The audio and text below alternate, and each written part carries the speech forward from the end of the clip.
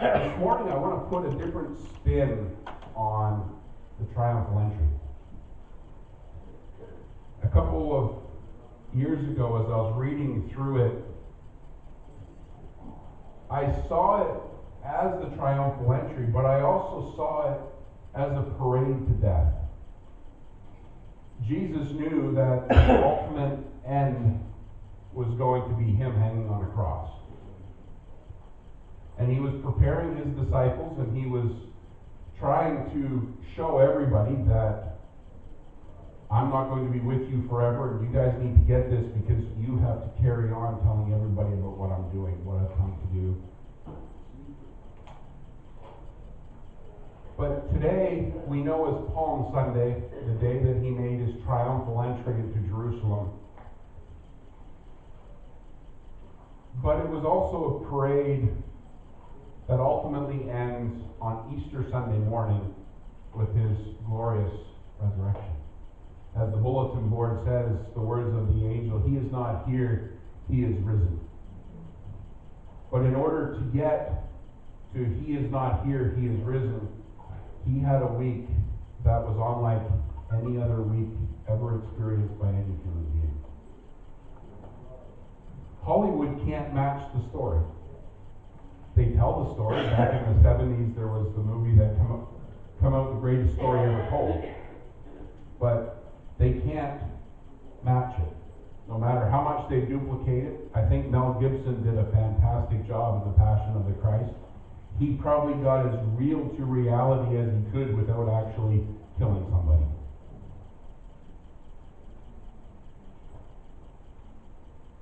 But today we're going to look at the parade. It was the first day of the week. Judaism dictates the seventh day as what we know as Saturday. So today, being our Sunday, is their first day of the week. On that first Sunday, as Jesus made his way back in, remember, a couple days before this, he raised Lazarus from the dead. Lazarus was dead for 4 days. And Jesus delayed coming, and when he showed up, he said, roll away the stone. Lazarus' sister said, you might not want to do that. He's going to stink. He's been in there for 4 days. Jesus said, roll away the stone. He called them out. The crowd gathered, and they saw Lazarus come out of the tomb, wide-eyed.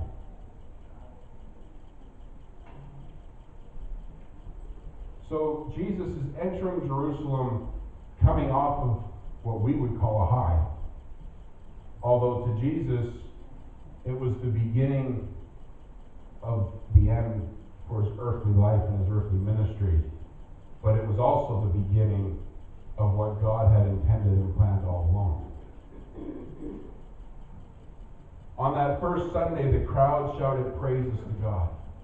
On Friday, the same crowd shouted, crucify him. And on the second Sunday, they were scratching their heads as they looked at an empty tomb. Where did he go? And then Jesus appeared. But today we're going to look at the parade to death.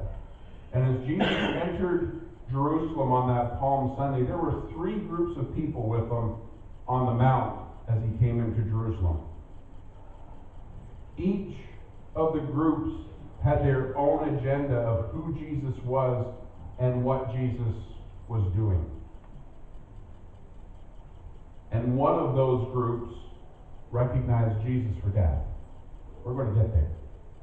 But first, I want us to turn to Luke 19 and look at what the Bible tells us happened on that first Palm Sunday. Luke 19, verses 29 to 40.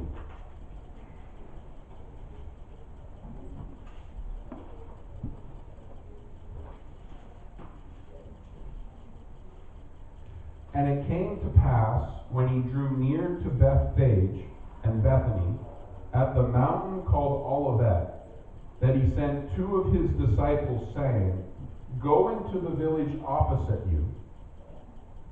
where as you enter you will find a colt tied, on which no one has ever sat. Loose it and bring it here.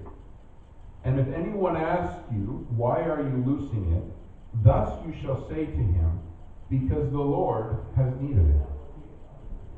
So those who were sent went their way, and found it just as he had said to them. But as they were loosing the colt, the owners of it said to them, why are you loosing the colt? And they said, the Lord has need of him. Then they brought him to Jesus, and they threw their own clothes on the colt, and they sat Jesus on him. And as he went, many spread their clothes on the road. Then, as he was now drawing near the descent of the Mount of Olives, the whole multitude of the disciples began to rejoice and praise God with a loud voice for all the mighty works that they had seen, saying, blessed is the King who comes in the name of the Lord. Peace in heaven and glory in the highest. And some of the Pharisees called to him from the crowd, Teacher, rebuke your disciples. But Jesus answered and said to them, I tell you that if these should keep silent, the stones would immediately cry out. So Jesus was with and surrounded by three groups of people. The first group is his disciples. He had handpicked them, chosen them, called them. The second group was the crowd, the multitude. These were the ones, some of them had followed Jesus from the beginning. Some of them were just in Bethany where he raised Lazarus. Some of them followed him everywhere he went. They made up the multitude. They knew there was something special about Jesus. And then we have the third group, the Pharisees. Now, for everybody here today, we fit into one of those groups. Some of us are the disciples. Some of us are the crowd. We go along to see what's going to happen. Some of us are the Pharisees. We don't like what God is doing, and we don't think that this man is called by God, and we're out to go and do away with him. Each of us has good intentions. And yet, all three groups are playing out what God originally ordained.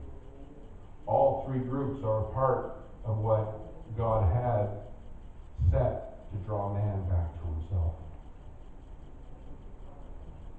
You might just surprise yourself as we go along with what group you fit in.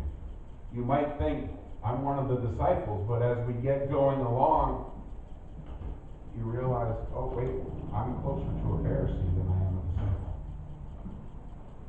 You might think that you're part of the crowd, you're going with the flow, but then as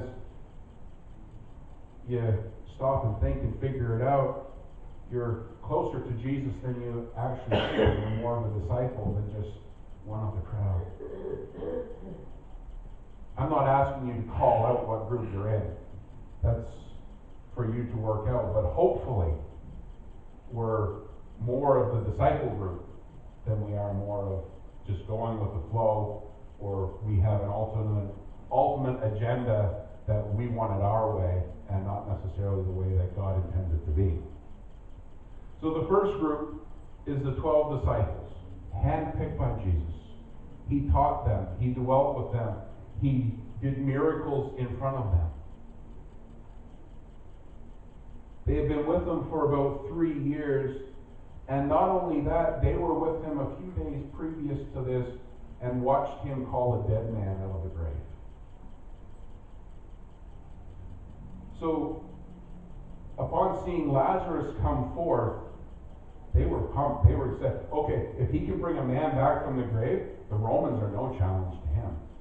They thought, he's going to come and take over. God's kingdom's going to come down. It's going to be heaven on earth. This is going to be fantastic. They were excited. They were pumped. They were ready for anything. Even though Jesus had taught them otherwise, they were expecting him to take over David's throne then and there. Especially when in verse 30 he asked them to go get the colt. Colt is a donkey that nobody has ridden. It's not been broken, as they say, in training it to do things. It was a wild donkey. And usually when people came to see them, they would try to run away, they would kick, they would buck, they would do anything to get away from you. And according to Middle Eastern tradition, the donkey is a symbol of peace. When the king rode into another town, another city on a donkey, he came in peace. He was extending the olive branch, so to speak. When a king rode in on a horse, it was a whole different story, and the gates got closed, and the soldiers lined the walls, and everybody was ready for battle. But when a king came on a donkey, he usually came for peace. Jesus came in riding on a donkey. Isaiah says he is the Prince of Peace. And he came entering Jerusalem as the Prince of Peace. He didn't come as a warrior. He didn't come to fight and to destroy. He came to love and to redeem. He wasn't a king bent on war. In riding the colt, Jesus was partly fulfilling the prophecy from Zechariah in Zechariah 9, verses 9 and 10. That reads, "Rejoice greatly, O daughter of Zion. Shout, O daughter of Jerusalem. Behold, your king is coming to you. He is just and having salvation, lowly and riding on a donkey, a colt, the foal of a donkey." And then verse 10 says, "I will cut off the chariot from Ephraim and the horse from Jerusalem. The battle bow shall be cut off. He shall speak peace to the nations. His dominion shall be from sea to sea and from the river to the ends of the earth." Verse 9, where it says he's coming with salvation, riding on a donkey, they thought, well, this is good. He's going to rid us of the Romans. He's going to restore peace. He's going to restore prosperity. Everything's going to be great. But the salvation he brought was eternal salvation, not present security. Verse 10 is actually prophesied to be fulfilled when he comes again, when he does sit on David's throne.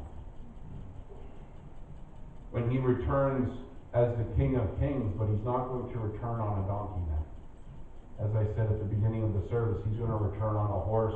He's going to have the sword of truth in one hand and the shield of faith in the other. And he will be bent on defending his kingdom at that point. The disciples would have known the prophecies. They would have known the prophecy of Zechariah. They would have known the prophecies of Isaiah. They would have known the other prophecies that Jesus came to fulfill. But Jesus had told them that he had to die at the hands of man in order to redeem man. They knew the prophecies of Isaiah, but they skipped Isaiah 53, where it says he'll be as a lamb led to the slaughter. They thought he was going to skip that and he was going to come and wage war and bring peace on earth. Jesus tells his disciples in Luke 9:22, "The Son of Man must suffer many things and be rejected by the elders and the chief priests and the scribes, and be killed and be raised the third day." Jesus knew what was going to happen to him. He knew what he was heading into. He also knew what his disciples expected. He knew they weren't going to get it. Jesus was actually heading down the hill into Jerusalem for a mock coronation, where they would place a crown on his head, but it would be a crown of thorns. It's not a coronation for a king. It's a coronation for a prisoner. Jesus was heading to death, but not to die. He was heading to defeat death. But in order to do that physically, he had to die, so that spiritually he could renew. There's both and, not one or the other. Jesus had to physically pass from this earth to go and spiritually defeat what he came to do. But once death was defeated, he was going to be coming back for the throne. And we're waiting on that return today. We know the throne is his. And right now he sits at the right hand of the Father, praying for us, that we would be strong and courageous and willing to risk everything physical for everything eternal. The second group of people with Jesus was the crowd.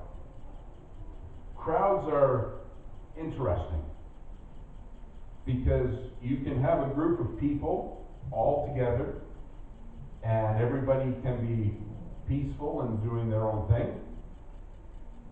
But when one person starts to do something different, the crowd will generally turn from a peaceful crowd to a mob. And through the last week of Jesus, that peaceful crowd that shouted Hosanna and blessed is he who comes turned because the Pharisees had their own agenda for Jesus, even though it was God's agenda. But the crowd was made up of those who followed Jesus wherever he went. They followed him for the wow factor. Okay, he just healed that man of leprosy. He just healed that lady from having an issue of blood. He healed this little boy who was demon possessed. And now they're just coming off of, he just raised a man from the dead. How's he going to top that? Well, he was going to go and defeat death himself. But the crowd, most of whom would have been at Lazarus' tomb, they probably thought that if Jesus could raise the dead, defeating the Romans was no big deal. John 11 tells the story of Lazarus' resurrection. And in John 12, it says that the chief priests plotted to kill Lazarus to deflate those who believed in Jesus. If he's not back living, then there's no reason to celebrate, right? But the crowd went along with became the majority. They went along with the loudest voice. On this triumphal entry, the loudest voice was Jesus, even though he spoke very little. He was the loudest voice because he just raised the man from the dead. In Luke 19:36, the crowd spread out their coats on the ground. They made a makeshift red carpet. They were leading him into town. They thought that they were leading him to the palace and to the throne. And they were praising God because our Redeemer is here, our Redeemer is coming. And they were expecting him to take the throne. They offered praises to God and they blessed him because they saw him as coming in the name of the Lord. Many from the crowd would have sat under teachings at the temple where Zechariah 9 would have been read and taught. And I'm sure that they were recalling, as the disciples were, he's riding a donkey, he's coming in, he's going to be king.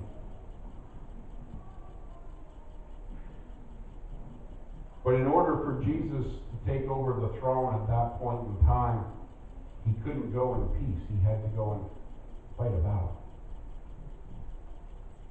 He had to go and defeat the Romans. He came on a donkey, the beast of peace. He was looking to fulfill God's plan to complete what he started 33 years earlier on a cold night in the stable. He came to conquer death, he came to build a bridge, and he was heading to do just that. He was heading to fulfill the mission that God had sent him to. Now, the third group of people who were on the mount that day were the Pharisees. Crowd control. As we can see, they come up to Jesus to tell them to be quiet. They're talking nonsense. The Pharisees saw Jesus as a rebel, as a menace. He couldn't be the Messiah. He was a mere man. They saw him as a blasphemer. They saw him as a troublemaker. They saw him and his band of ruffians as trouble. They're making more work for us, and we can't do the work that we're called to do, or they thought they were called to do. And now that he had raised Lazarus from the dead and showed the power that he actually had, they were losing control fast. The Pharisees were a religious political party, and I'm not sure if there's more of an oxymoron than that statement. They were supposed to be doing the things of God, but they were out to please man more than they were out to please God. And they took it upon themselves to ensure that the rules that were handed down by Moses were fulfilled, and they added some of their own rules to that as well and topped it up. And since the people didn't have a copy of the scroll, how will they know that they were being duped?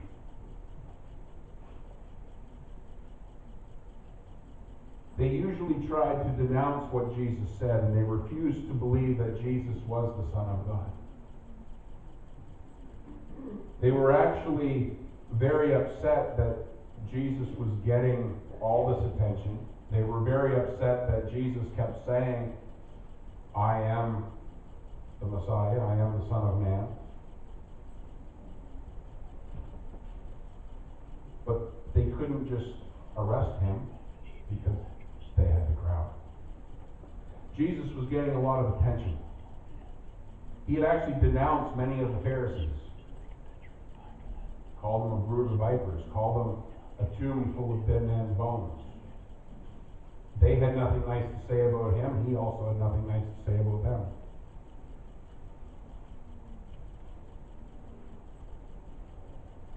When they questioned his teachings and his actions, Jesus would respond in such a way that the crowd saw the Pharisees for who they actually were, and they saw Jesus for who he actually was, and the Pharisees were losing.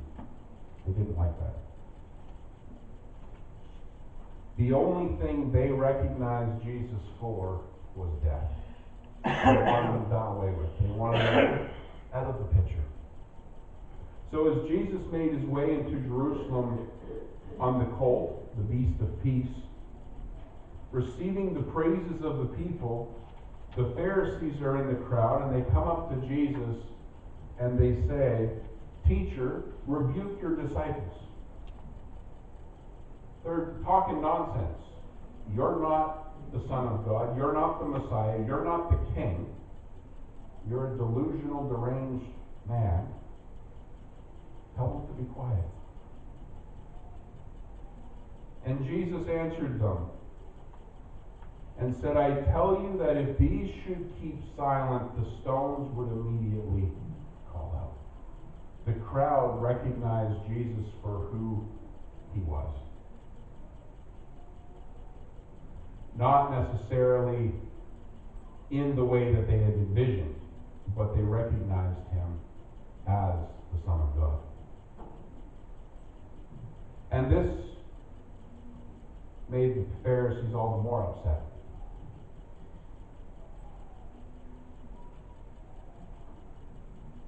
Jesus was saying, I am the Son of God, and I'm about to complete the mission that the Father gave me. I'm about to die for the whole world, including you who don't believe who I am. And you're going to be the tool that God uses to do it. but it just made the Pharisees more angry. It says that they went off and plotted all the more. So they were plotting before, and now they're meeting, and it's like, okay, we got to speed this up. This is getting too much out of control now. So the disciples were there. They recognized the Messiah. The crowd recognized a king. And the Pharisees, they recognized the man for death. They were all looking at Jesus. They all saw the same scenario. Here was Jesus riding a donkey down the hillside into Jerusalem. Jesus is a Messiah no one expected. They looked at a Messiah as a warrior, as somebody who was going to come with power of sword. Jesus didn't come that way. He was a Messiah no one expected, but he was a Messiah nonetheless.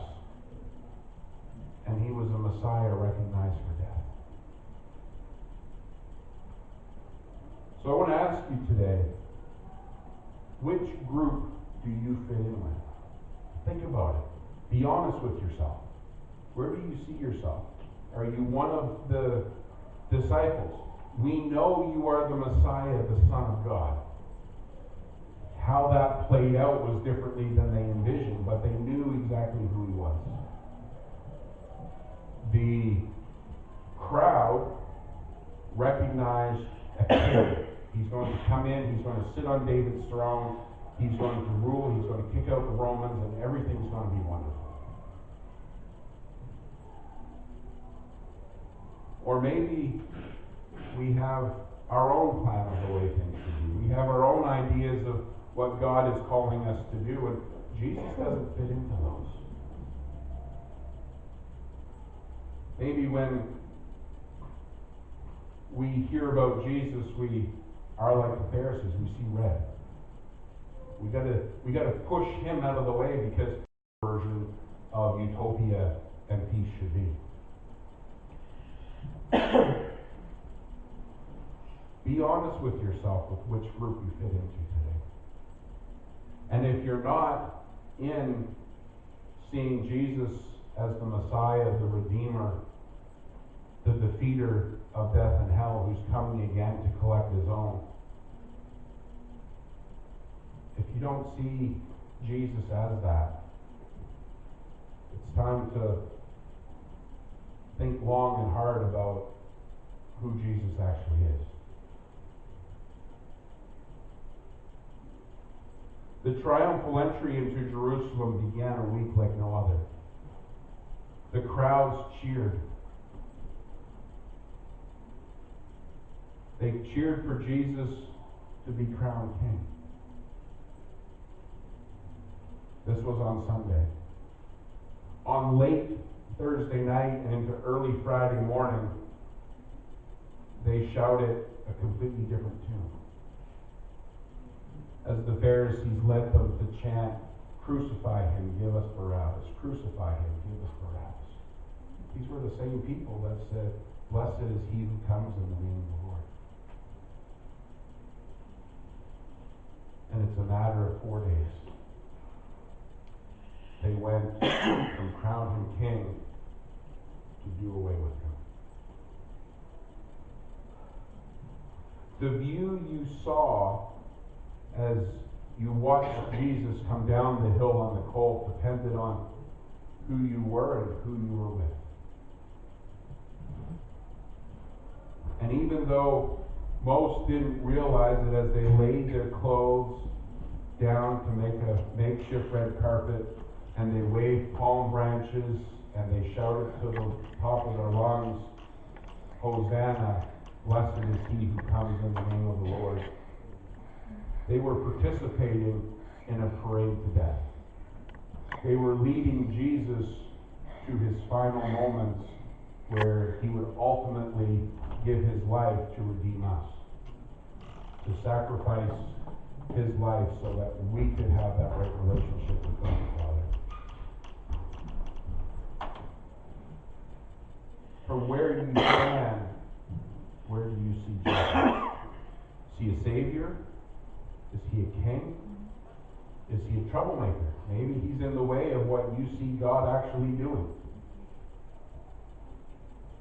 Jesus himself said, I am the way, the truth, and the life. Nobody gets to the Father except through me. And how he made the door was he gave his life on the cross. He was meant to parade to death.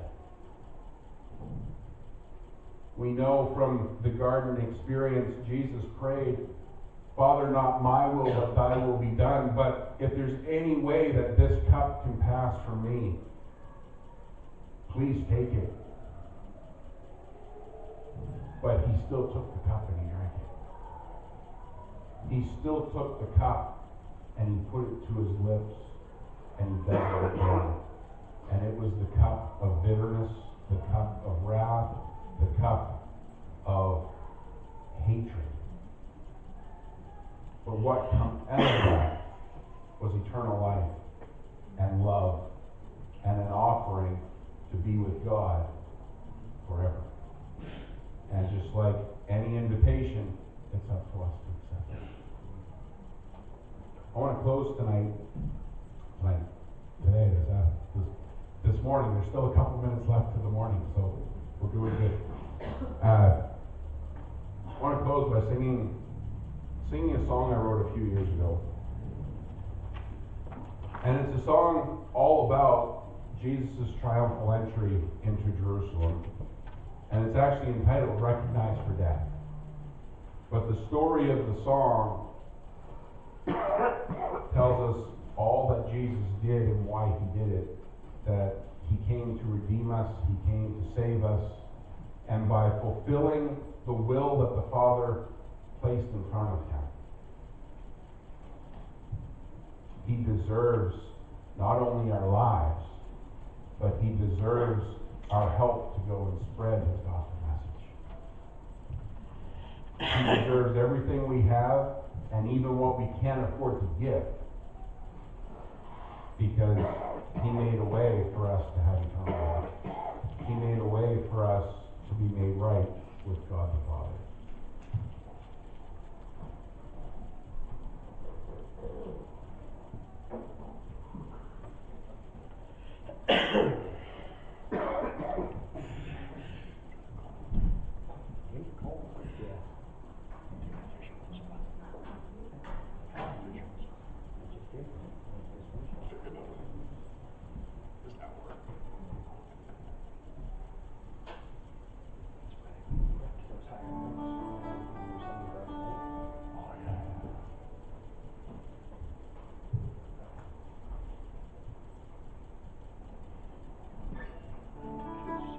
So as I sing this song this morning, think about Jesus coming down the hill with three groups of people. How do you recognize